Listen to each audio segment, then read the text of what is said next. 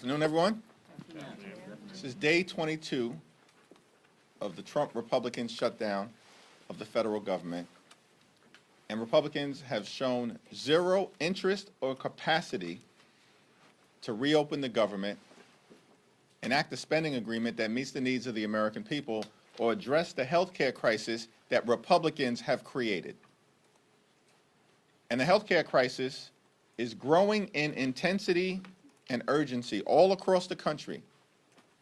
We now have visibility into 13 different states, including most recently Florida,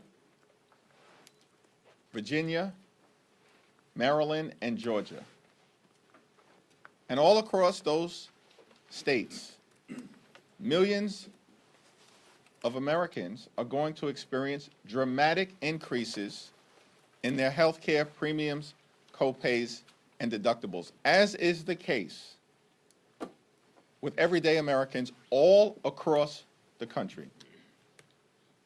In Florida, by way of example, a 58-year-old in Panama City, Florida, single on the Silver Plan, currently receives ACA tax credits, pays for health insurance $140.80 a month.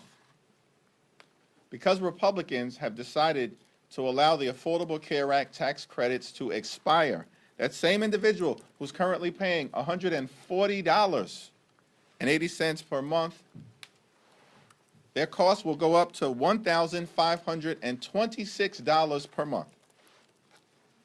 Republicans did that because of their refusal to extend the Affordable Care Act tax credits. In Florida, a 46-year-old with 3 children in Santa Rosa. We now know this family, currently on the Bronze Plan, actually, as a result of the tax credits that they receive, does not have to pay any additional amount to receive their health insurance. But if the Affordable Care Act tax credits are allowed to expire, that same family, 46-year-old with 3 children, in Santa Rosa, Florida, will have to pay $2,360 per month. That is north of $25,000 per year.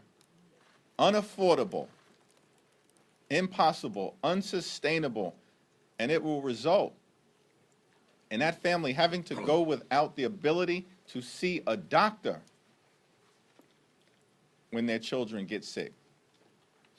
The Republican health care crisis grows worse by the day, and yet Republicans remain on vacation for the 4th consecutive week. Donald Trump is once again preparing to fly out of the country. The East Wing of the White House is being demolished so that Donald Trump can construct a ballroom where he will be celebrated like a king.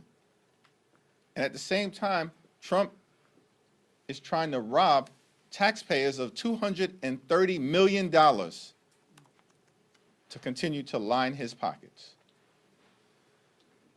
And yet Republicans have zero interest, none, in addressing the health care crisis that they've created, which is devastating people all across the country. It's now my honor to yield to the distinguished whip, Catherine Clark. Thank you so much, Mr. Leader, and good afternoon, everyone. We are so grateful to you for your courageous leadership and grateful that you are safe and secure. Republicans have controlled Washington for 275 days, and we are 22 days into this shutdown.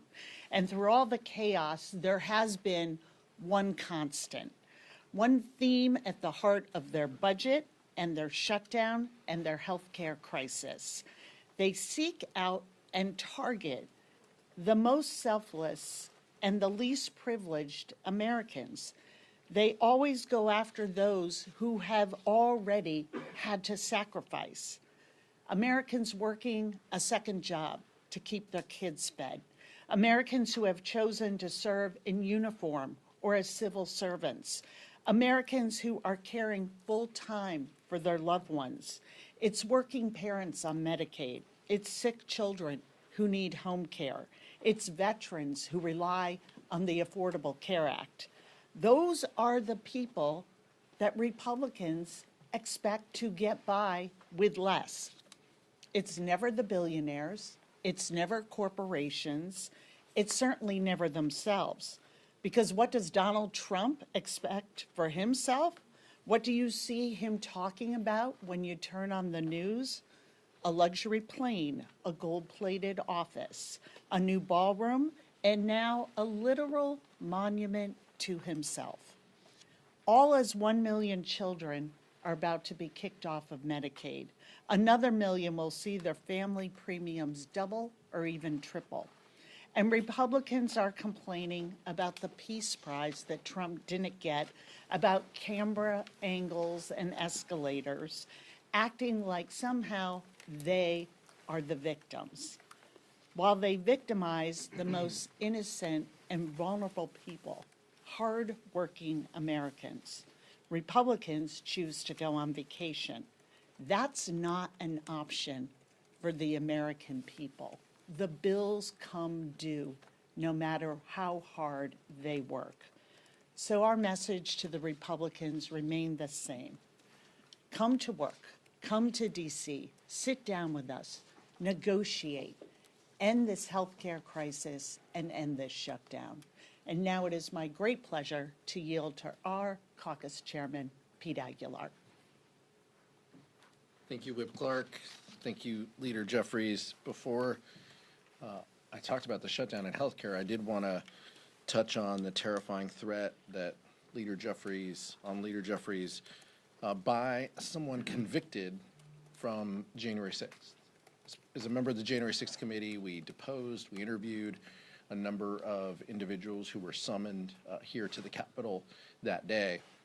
And to see Donald Trump pardon 1,500 individuals, what did you think was going to happen?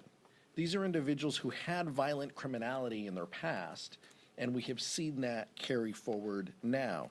And this is what happens when you release violent felons. By the way, some of them in their past had issues as child molesters and crimes against children, and we're putting these people back across the country. Following the recent horrific acts of political violence on people of both parties, we should do everything in our power to lower the temperature and keep our communities safe. And that's why I was disturbed by Whip Emmer's comments, in particular when talking about individuals who went to rallies, essentially calling American supporters of the Democratic Party supporters of terrorism. That rhetoric at the highest levels in this building and across our government isn't just untrue, it's dangerous and poses a threat to our political leaders, and that needs to stop. On the shutdown, for more than a month, Republicans have been on vacation while hardworking families are left to ask, what's next for me? What's next for my family? How will we afford health care? How can we pay our bills? And it's unacceptable that Speaker Johnson has had us in session since they passed the One Big Ugly Law. 20 days, I think, since then. Over 100 days have lapsed in the calendar, and we have been in session about 20. This is shocking. Then it's unacceptable that, and the American people see this. They can't show up for work 20 days over 3.5 months and expect to get paid. They're using this time to hide from their responsibilities. To carry, they have chosen to carry forward unpopular health care policies.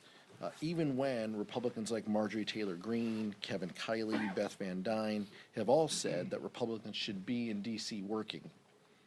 And even Leader Thune says it's time for House Republicans to consider coming back into session. The American people are smart. They know who will make their lives better. They know who is looking out for their costs and who wants to lower the costs that they face. And they know Republicans who control the White House, the House, and the Senate have the power to undo the damage that they've caused with this healthcare crisis. Democrats aren't giving up. If anything, we're more motivated and focused on our work ahead to protect Americans' health care. It's time for Speaker Johnson and House Republicans to join Democrats in finding a solution to reopen government and address this health care crisis that they've created. The American people are waiting. Leader Jeffries. Thank you, Pete. Thank you, Catherine. Questions? Has Speaker Johnson reached out to you at all since the January 6er made a threat on your life? No.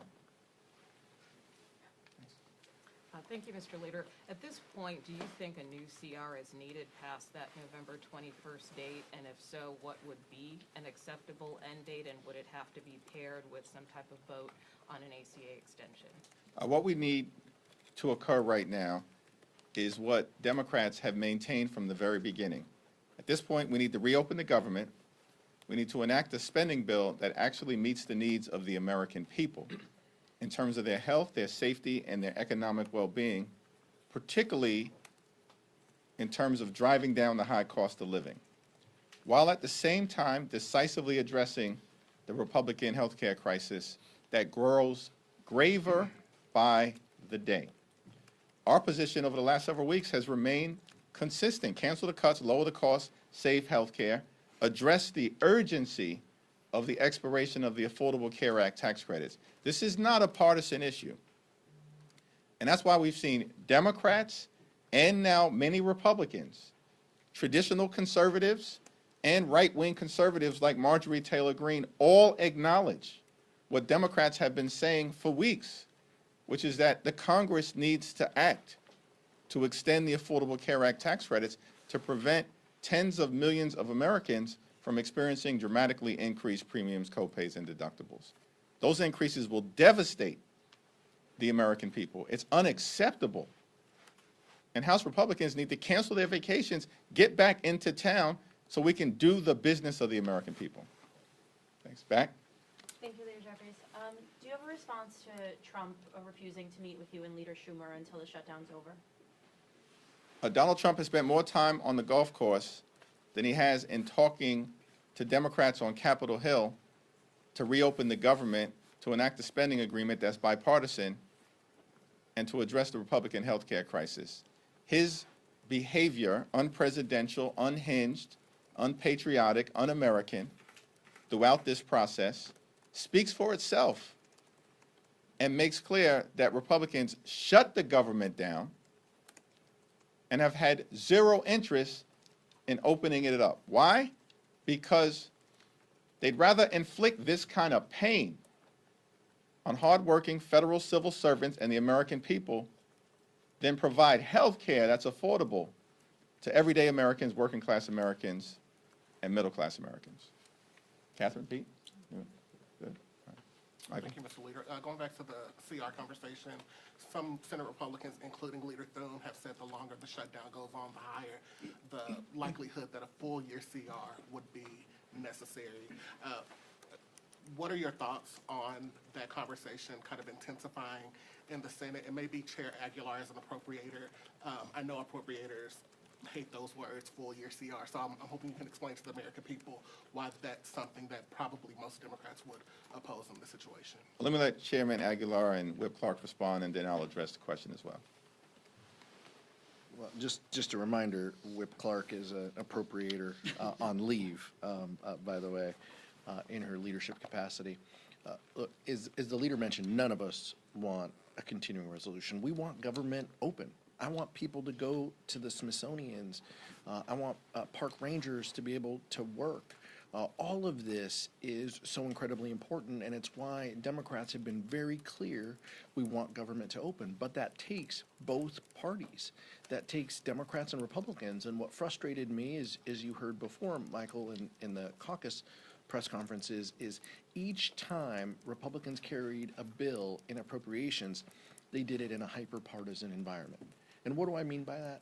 They marked to a number, they used numbers that Donald Trump wanted, that they knew the Senate wasn't going to support, that they knew didn't have bipartisan support, and yet they carried forward.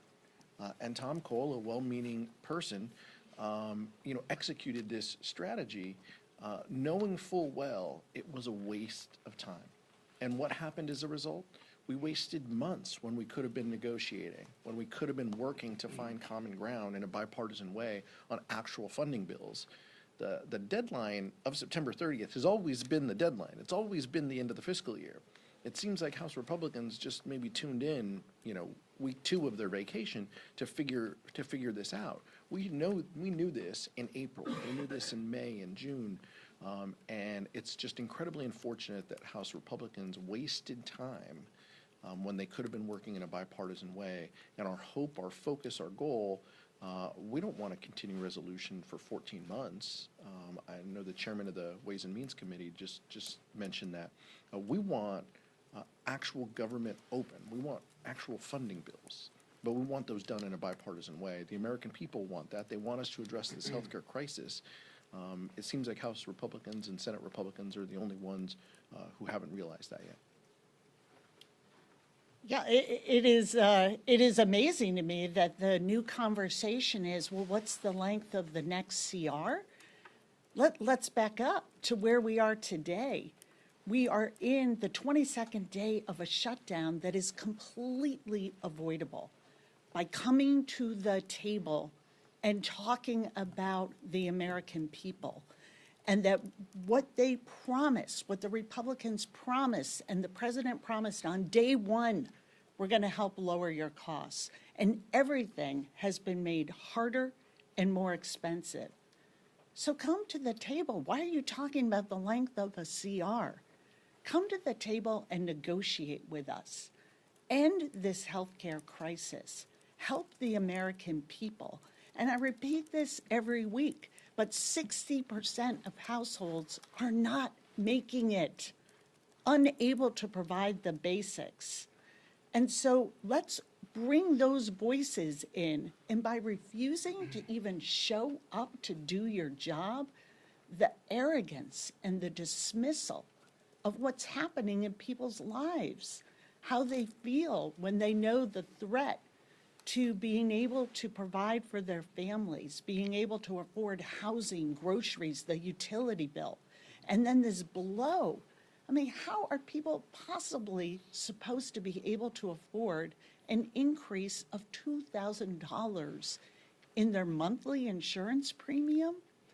This is the issue we need to be talking about. And then we can work on making sure that we reopen government quickly. And the other, they are now trying to reimagine themselves as the champions of federal workers, of the champions of food programs and health care, when all they have done is take an axe to all of that since they came into office, and deliberately, their word, inflict trauma on people who serve the public. So come to the table, come back to work, and put the voice of American families who are struggling back into the work you do. Then we can come together and get government reopened quickly and get healthcare costs back under control for American families.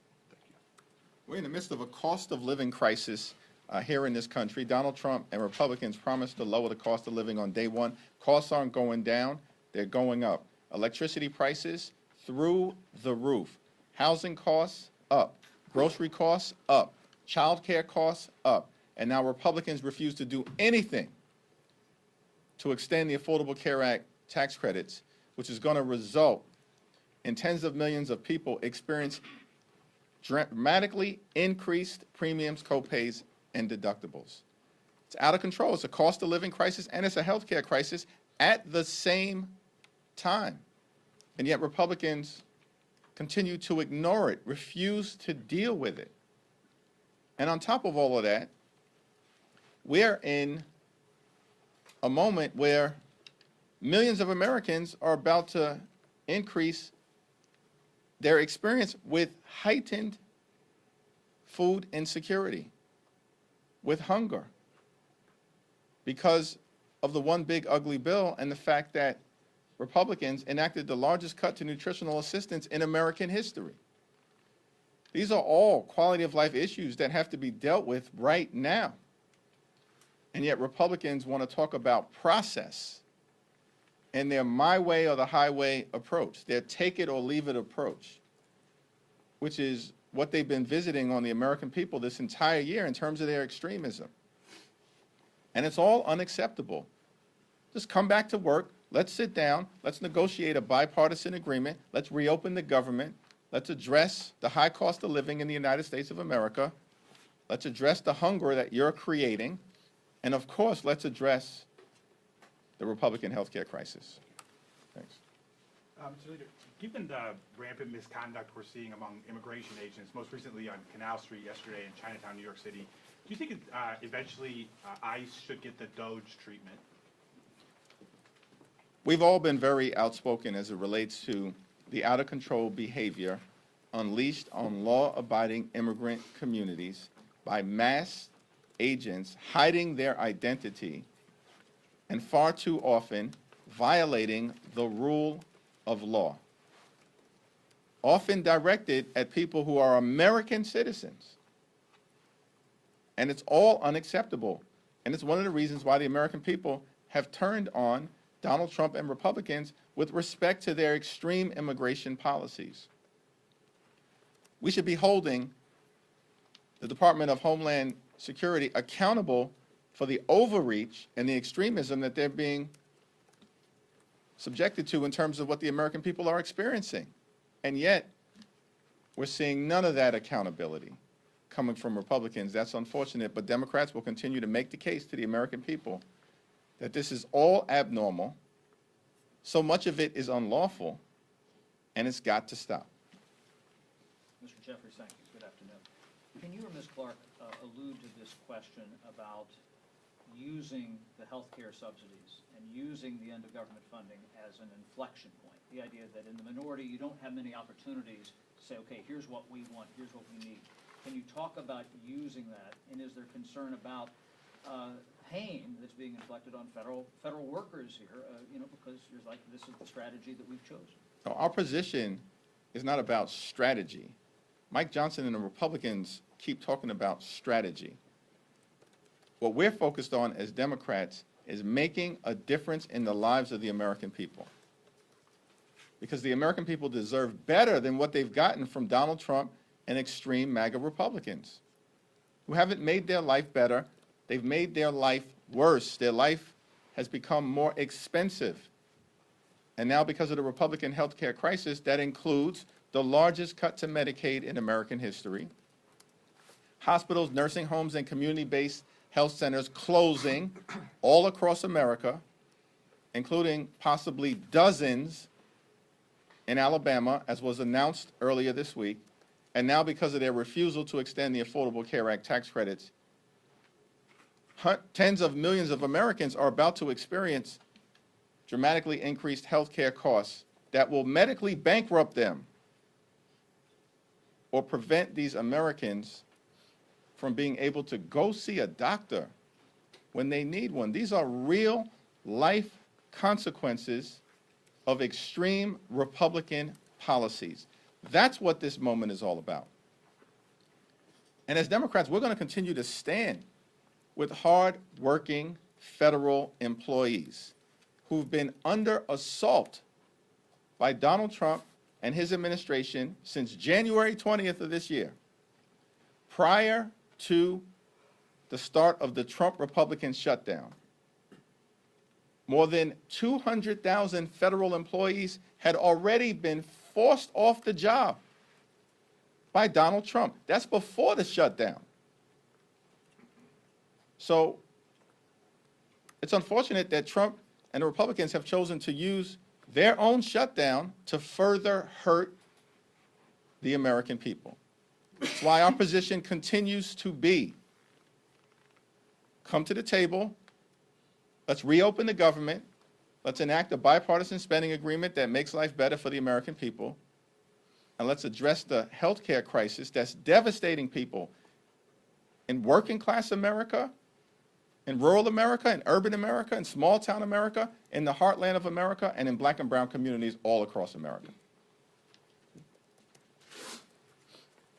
Yeah, let's rewind the tape a little bit here and talk about how we got here. Donald Trump promised the American people, I will love and cherish Medicaid.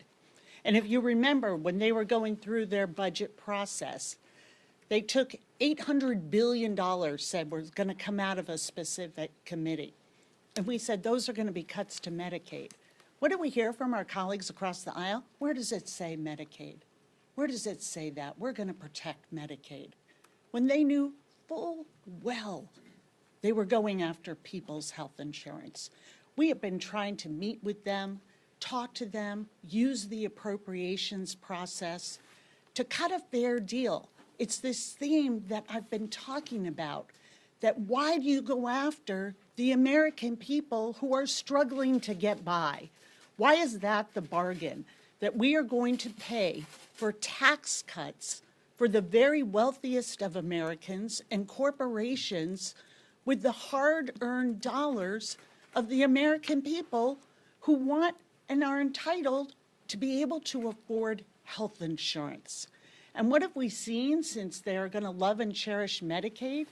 Dramatic cuts, $1 trillion, 15 million people at risk of losing health insurance, $500 billion out of Medicare, these cuts to the ACA, taking away the tax credits that keeps premiums affordable for people, and all for what?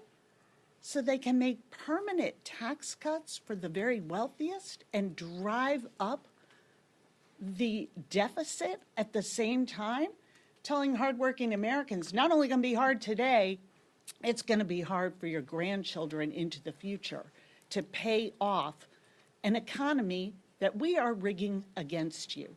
That's the message to the American people. And Democrats are saying, by rejecting their CR, enough is enough. Enough is enough. We cannot go along with this extreme agenda. And their choice was to cancel even coming to Congress leading up to the date of the shutdown.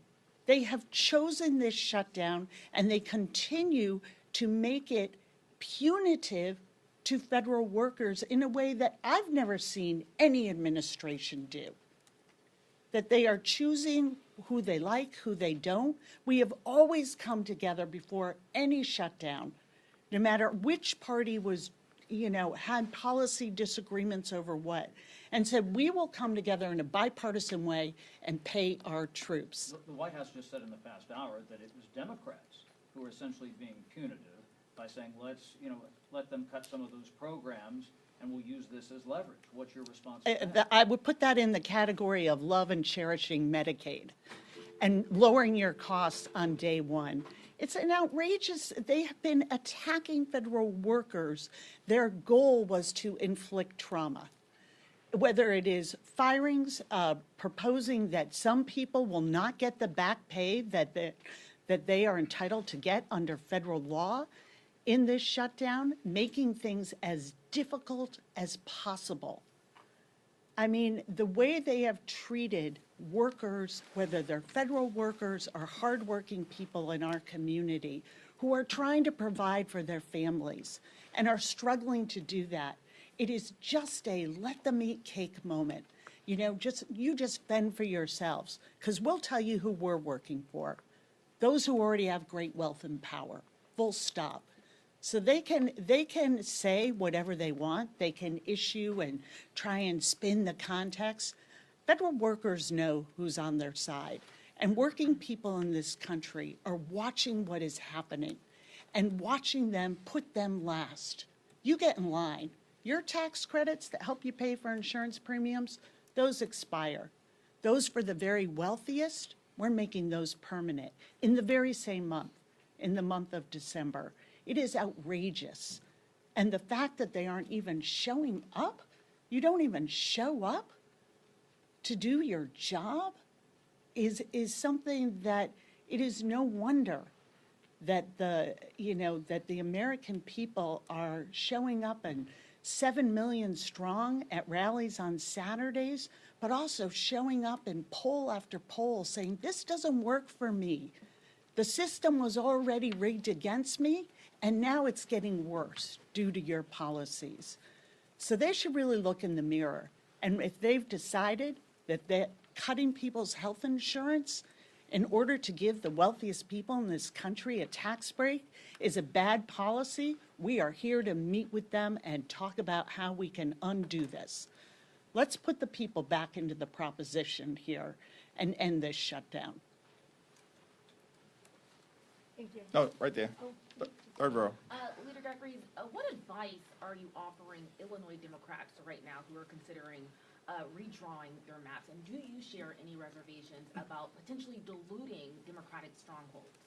As was the case in California, it's my expectation that Illinois Democrats are going to carefully consider their options and make sure that they draw the fairest map possible for the people of that great state in the context of Donald Trump's efforts to gerrymander congressional maps all across the country, including most recently in North Carolina, because Republicans are running scared. They know that if the election were held today, they would lose the House decisively, and that's why they're trying to rig the midterm elections. So are you supportive of the redistricting effort? Thanks. Same answer. Third row. Hopefully. Yep. In about a week, House staffers will start to miss their first paycheck if the government shutdown continues to drag on. What kind of guidance have you given to offices or staff about this upcoming deadline? Yeah, there's been ongoing discussions with our hardworking staff. These are great patriotic Americans who are all in on public service, all in on serving the people that members of Congress are privileged to represent across the country, and we'll continue to provide them with a lot of information. The hope is that we get this shutdown resolved before the end of the month. We've been maintaining that position from the very beginning of the Trump Republican shutdown. But Republicans have had they shut the government down. All the Republicans talk about every time they stand at this podium or appear on TV, from the speaker on down, all they talk about is the American people gave them unified government, complete control of government. We control government. This is what Republicans say. We have a mandate. Republicans control the House, the Senate, and the presidency. They shut the government down. They reinforce that point every time that talking point comes out of their mouth. And what Democrats are saying is that we want to find a bipartisan path forward, but that involves good faith negotiation on the other side of the aisle, so we can come to a common sense resolution in ways that are actually designed to make life better for the American people. We're fighting to lower the high cost of living. We're fighting to fix the healthcare system that Republicans have broken. And we're also fighting to clean up corruption in Washington, D.C., where we have an American president behaving like an organized crime boss, stealing taxpayer dollars in real time in front of everyone in plain sight. And the Republicans have nothing to say about the emerging crime scene at 1600 Pennsylvania Avenue. Thank you. November 1st is coming up quite soon, and more Americans will get those premium notifications. What is the is there a strategy change once you hit that date and then beyond that date in terms of how Democrats are viewing the shutdown, how you're messaging, and what we can all expect going forward? Our view has been very clear from the beginning. One of the reasons why we need to act decisively and need to act now as a Congress to address the Affordable Care Act tax credit issue is because notices are going out to millions of people right now as we speak across the country, frightening them to death when they see that their premiums are about to increase, in some instances, by more than $1,000 or $2,000 a month. And more than 90% of the people who receive Affordable Care Act tax credits make approximately $63,000 a year. Think about that. How can you possibly afford premium increases of more than $1,000 or $2,000 a month? And as open enrollment starts on November 1st, more and more Americans are going to realize the urgent need for Congress to act decisively, as Democrats have been saying for weeks. But Republicans continue to bury their heads in the sand because they'd rather keep the government closed than provide health care that's affordable to working class Americans. Thank you so much.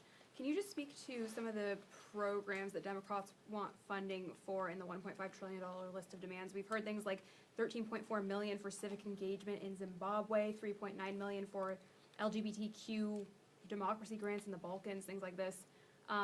You guys say this is about saving healthcare, but how do these pet projects fit in? Yeah, we have no idea what you're talking about or what Republican extremists fed you those talking points, but the reality is what we are doing is defending the health care of the American people. Yeah, we do want to restore the fact that the largest cut to Medicaid in American history has been visited upon the American people by Donald Trump and Republicans, even though they promised to love and cherish Medicaid. But instead of doing that, they cut about $1 trillion from Medicaid. And as a result of that fact, hospitals, nursing homes, and community-based health centers are closing all across the country, including in Republican states like Georgia, like Alabama, and Republican states all across the country. And Republicans have visited the largest cut to Medicaid in American history on their own people. That's what we want to restore. We want to avoid the fact that because of what Republicans did in their one big ugly bill, what they did is to trigger the possibility of a $536 billion cut to Medicare, because Republicans have put a bullseye on Medicare and Social Security since those earned benefits were created. And yet we have a problem with the fact that Republicans want to devastate the Medicare of the American people. And why did they do that? Why did they cut Medicaid by almost $1 trillion? Because they want to reward their billionaire donors with massive tax breaks. And they made those massive tax breaks permanent, while at the same time can't even be bothered to extend Affordable Care Act tax credits for working class Americans who are about to experience dramatically increased premiums, copays, and deductibles. The American people know that Democrats are fighting for them, for working class America, for middle class America, and for everyday Americans, and that Republicans continue to show up for the wealthy, the well-off, and the well-connected. Yeah. A new congresswoman from Arizona. Speaker Johnson keeps saying that his antics and stunts, whatever you're doing, and he says the new lawsuit is for national publicity. Would you care to comment on that? Well, let me yield to Catherine and Pete as well. I had the opportunity yesterday to stand with Jamie Raskin and Congresswoman-elect Adelita Grijalva after Democrats tried for the 5th time to be recognized so that Representative-elect Adelita Grijalva could be sworn in. 4 weeks have passed since she was elected. And the reason why Mike Johnson and House Republicans refused to swear in Representative-elect Adelita Grijalva is because they want to continue to hide the Epstein files from the American people. That's crystal clear at this point in time. There is no other reason that this has dragged on this long when extreme MAGA Republicans who were elected out of the state of Florida underperformed in those elections, by the way, dramatically, as Republicans have been doing all across the country, and as we'll see in New Jersey, in Virginia, and in California in under 2 weeks. Those two extreme MAGA Republicans, these are individuals who aren't even qualified to serve in the people's house. Let's be clear about that. And yet Mike Johnson decides to swear them in less than 24 hours after these extremists are elected to the House of Representatives, and now 4 weeks have passed. The reason why they continue to unlawfully block the swearing in of Adelita Grijalva is because they are actively hiding the Epstein files from the American people, and they're protecting someone clearly: the wealthy, the well-off, the privileged, and the well-connected. Catherine? Okay. Yeah, I mean, I just think this is so shameful that someone who won with 70% of the vote, by the way, the vote total that she had was a larger percentage than the two Republicans that they swore in. So under his own standard, right, we need to swear her in. She has a certificate of election from the Secretary of State in Arizona. It is absolutely shameful that Speaker Johnson hasn't given her the oath of office. Members were sworn in during the government shutdown 6 years ago. New class of members took their oath of office. None of these excuses actually mean anything, is what Leader Jeffries just said. These are just talking points because he doesn't want to swear her in to be the 218th signature on these Epstein files. That's just what it is. But for her, and I know Adelita Grijalva is more concerned about her constituents than she is about her. This is about 800,000 people in the state of Arizona who don't have a voice here on Capitol Hill until she takes office. So for those people who are reaching out, who need help and support, who are navigating federal agencies, veterans who need VA appointments, those individuals don't get the help and support because they don't have a member of Congress. They can go to their senators, and we encourage them to do that. But it's absolutely shameful that Speaker Johnson won't swear Adelita Grijalva in, and it really does beg the question of, what are you hiding? Why not? How easy can this be? Pro forma session, swear a member in. It's not that hard. Speaker Johnson needs to do the right thing.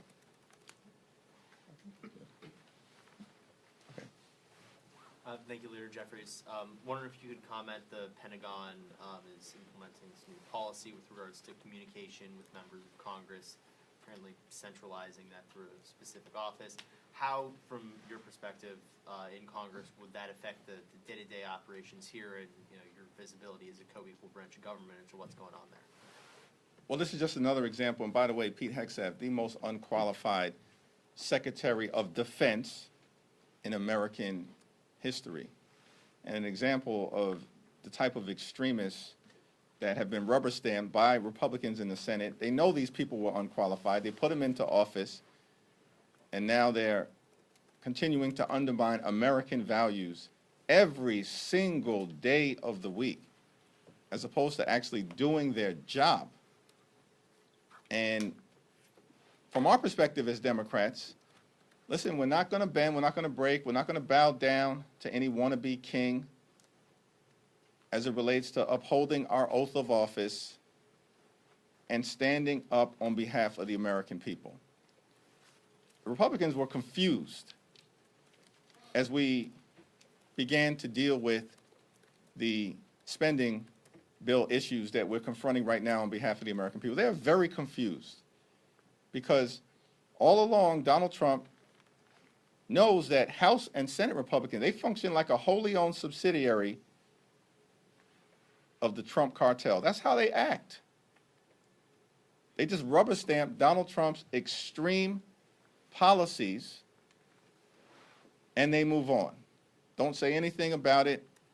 Boss says jump, they just say how high. That's how Republicans have behaving all year. Our thing is that, no, we are a separate and co-equal branch of government. We don't work for Donald Trump. We don't work for J.D. Vance. We don't work for their MAGA billionaire donors. We work for the American people.